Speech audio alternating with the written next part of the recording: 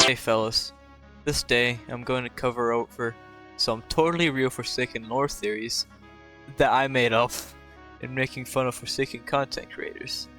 This is completely satire and no beef with any content creators took place, but this is totally real and everything I say is factual.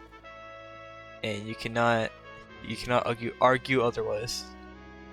Lore theory number 1.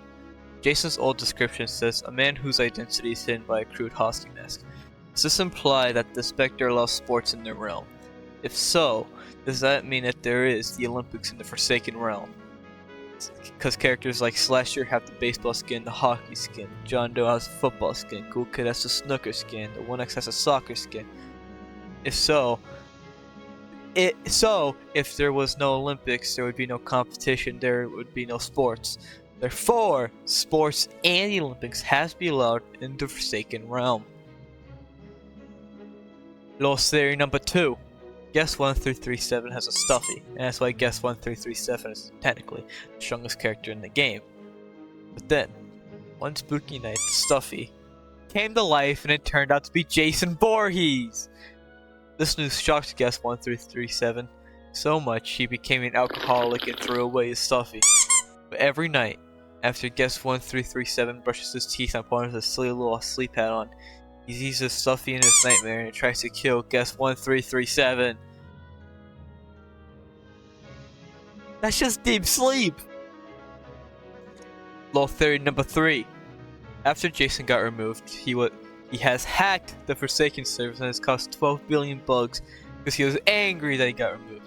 So every time you lag, every time you take damage because of your ping, every time you disconnect, every time you spawn under the map, every time the game accuses you of no clipping, every time your internet goes out, every time you lose, every time you die, every time you get punched, slashed, shot, backstabbed, every time you become angry, every time you become upset, every time you have useless teammates, every time you manage your stamina poorly, every time you launch Forsaken, you are signing up for a rude awakening.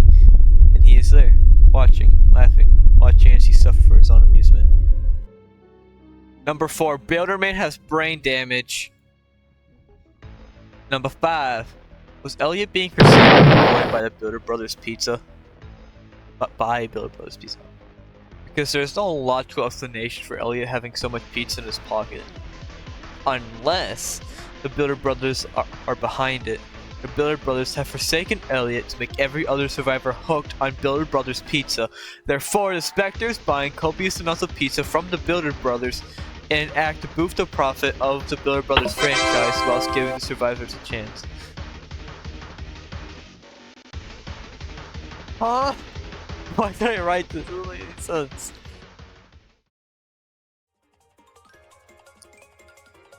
Forsaken content creators. Number 1. Blocks is a Forsaken YouTuber formerly Tower Defense Simulator YouTuber who has a humble 449,000 subscribers. Now, my biggest problem with Blocks is rating every milestone skin video, where he gave new milestone 4 a 6 out of 10, which is wrong! Who has the best milestone 4 out of every survivor, so Blocks is wrong! And that's not even my biggest issue. Blocks gave Chance milestone 4 a 10 out of 10 because of his animations. And that's where Blocks is wrong! Chance has the top 3 worst milestones in the entire game, so Blocks is wrong! Blocks' punishment will be damned to making TDS videos until he's dragged to hell by Satan himself. That might be excessive. Number 2. Chance Sagan. What can I say that hasn't been said before? Just about everybody dislikes Chance Sagan, and I think that's pretty funny. So my biggest issue with Chance Sagan is that he called a skin that I like pay to win. And this skin is Avian Sight. Chance Sagan called it pay to win for a difference that can be made up for by opening your eyes. Chance Sagan's punishment will be lynched on November 26th at 2:08 p.m. AM, not PM, AM. TZVDIM. I've been thinking about him for a while, and honestly, let's just skip to the punishment. TZVDIM. God is getting his eyes ripped out whilst he is alive. Last one. Number 5. Or 6? I don't know. Purple man. Oh, I've got a lot to say about it. First of all, 4-second intro. That's 4 seconds too long. And with the Jason video, he edited for 9 hours, and it came out like that. Purple man should quit YouTube for real.